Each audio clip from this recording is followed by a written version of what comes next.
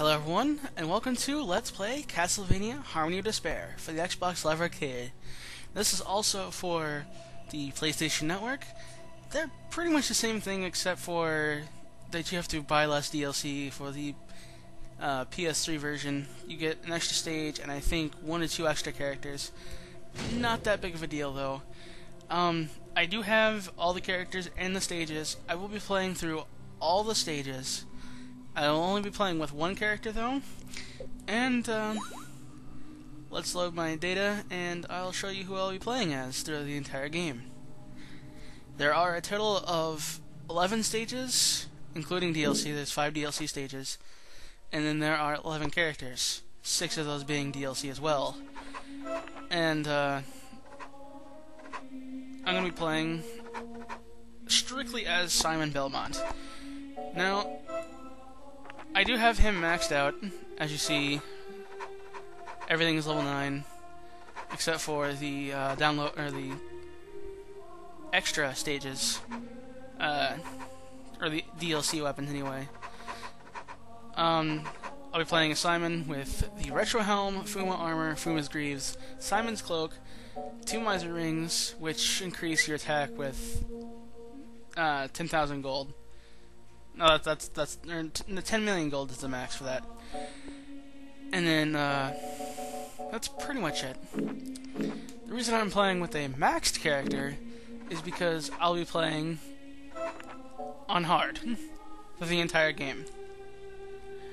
So, without further ado, let's get the game started. I should be able to beat all the stages with Simon alone. Shouldn't be too much of a problem, actually. I mean, I'm able to beat all the stages with Soma, but Soma's overpowered. Anyway, this is the first level. It's called Cradle and Decay or something like that. And this actually comes from Soma's game, I believe. But as you see, you can zoom out and see the entire map, or you can zoom in on your character by pressing the right stick. You can find hidden walls, and you can find treasure chests, which will give you various items. Like, this is brown chest. Although, on hard, and starting on normal on chapter 5, the brown chest will become mimics sometimes. It's kind of annoying, but okay. So you see my Simon's hitting for like 100s easily. That's, of course, because he's maxed out. He has over 100 attack. Now these blue chests are something to note. These are very special in multiplayer. And you see I'll open it, and I get an item. However, if you open that in multiplayer, you'll get something called a Water of Life. And that will bring back a dead teammate in multiplayer. Speaking of multiplayer, this game actually supports up to 6 people over Xbox Live, which kind of good actually. It's fun playing with 5 other people, and just destroying, you know, the bosses and stuff. It can get a little hectic, but more people you have, obviously, the harder the game will be. So of course you got normal enemies, you've got traps like these rotating spiked traps here. Not really hard to dodge, but, you know, they're there. Red chests will always contain gold, and gold is essential for buying potions and buying upgrades early on in the game.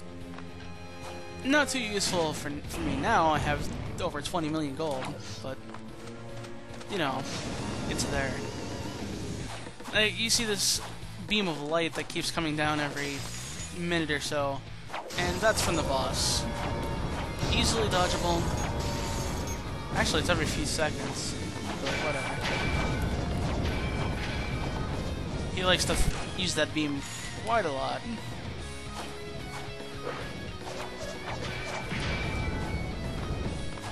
Now, I might be going faster than, you know, when you start out, but that's because I have Fuma's Greaves. And what Fuma Greaves do is they make you, well, go faster. There are, I think, 4 or 5, I think there's 5 boots that make you go faster. There's the Mercury boots, which do absolutely nothing to your stats, but they make you go a tiny bit faster. There are wing boots, which make you go faster, but again, they add nothing to your stats. Then there are... those are just the regular game. For DLC, we have Sonic boots, which are the fastest boots in the game, and they actually add a little bit of stats to your character. Then there's... oh, this is the first boss, Gurgoth, by the way. He's not very hard. You can hit him in the shackles, and it'll do damage, but if you break them, you'll do more damage than, like, normal to him. As I was saying, you can get retro boots from Chapter 10, and those will give you the same speed as the Mercury boots, not very much. Then you can also find Fumagreaves, and those will give you the same speed as wing boots. Now the retro armor can only be worn by the whip users, and Fuma armor can only be used by the whip users and Fuma himself. A lot of armor is solely used for certain characters. And there we go. After defeating a boss, you will get a golden chest, which is basically the boss drop. Open it up, and it's a mono prism. Of course it is. It always is. Nothing you want. And that's basically how you get most of your good items, is from the later boss drops. That's just how I see it anyway. Alright, so we're gonna go to Chapter 2 here. This one shouldn't take us too much longer. Gonna do probably a couple chapters at, you know, a run through. I'll probably be playing Chapter 7 as Soma, only for the simple fact that the boss there is a little hard. You too shall be my puppet. Anyway, this is Lord of Unseen Strings, and the boss here is the Puppet Master. Now, Puppet Master is kind of difficult in the sense that there's these Iron Maidens around the level, and hitting them, or like going into the Iron Maidens, will actually do a lot of damage to you. And Puppet Master uses this to his advantage, using the puppets to put them in the Iron Maidens, and then we'll switch out for a character as one of the human players are playing as. And in hard mode, this will usually mean death for that person. So, you want to take them out as quickly as possible. Now you can shove these boxes in front of the Iron Maidens, and that will basically close off the Iron Maiden completely. We got green chests here. The chests in order would probably be, well, the wooden chests, then the blue, then the green ones, and then the purple ones. Yes, there are purple chests, which probably contain the most rare items for that level. But sometimes there's not very many purple chests per level. I know Chapter 3 has quite a few of them. Now you can sort of do a shortcut here if you do that. I always thought that was pretty cool. Doesn't deny the fact that we still have to go most of the way around this level. Those ectoplasms that thing that I just defeated, that will curse you. So you've got to be careful for that thing. So status effects, obviously different ones do different things.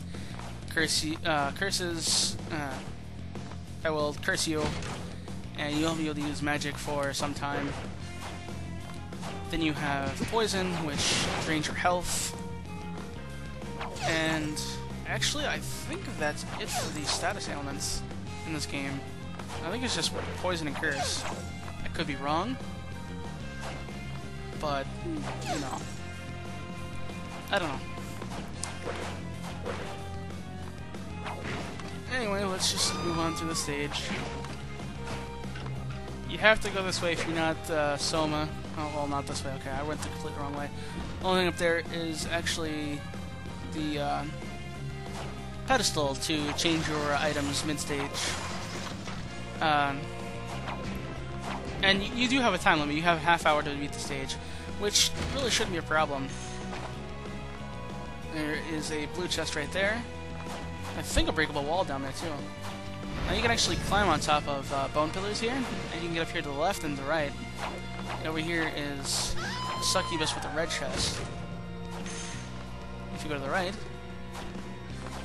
there is a witch with green chest. That's pretty nice. So yeah, bone pillars actually aren't that strong at all.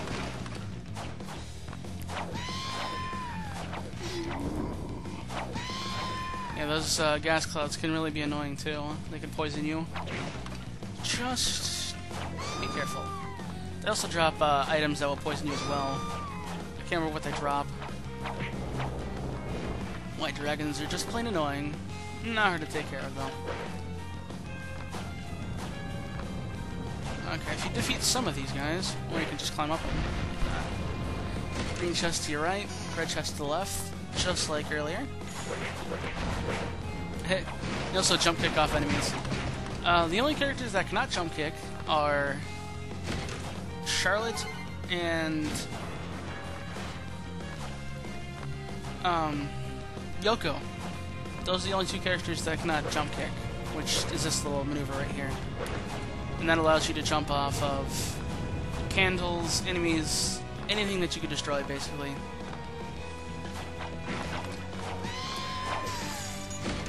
I also haven't talked about hunter skills, which for each character would be different. All the whip users have their sub-weapons. Soma has his souls, and the other characters have either spells or different things they can do. Now, you get 4 different ones at a time, and you use that with the B button, and you get regular B, which I have set to my level 9 Bible. I have up B, which is set to my axe, down and B, which is set to my knives, and forward B, which is set to my boomerang there. You can have 4 set at any time, and you can use them anytime you have magic available to you. So, I mean, they can help you, especially like if you have a lot of weak enemies around you, like Medusa heads or something. Throw a Bible; it'll usually kill quite a few of them. Or if you have a few enemies in front of you, throw knives, and it'll take them out. So you know that's nice. Anyway, let's take care of the second boss here, which I'll use the Bibles on here too. See, Bibles are actually useful to take care of the little, I guess, marionettes here that he sends out. At first he'll throw out like 5, but if he starts moving, he'll only throw out 2 at a time.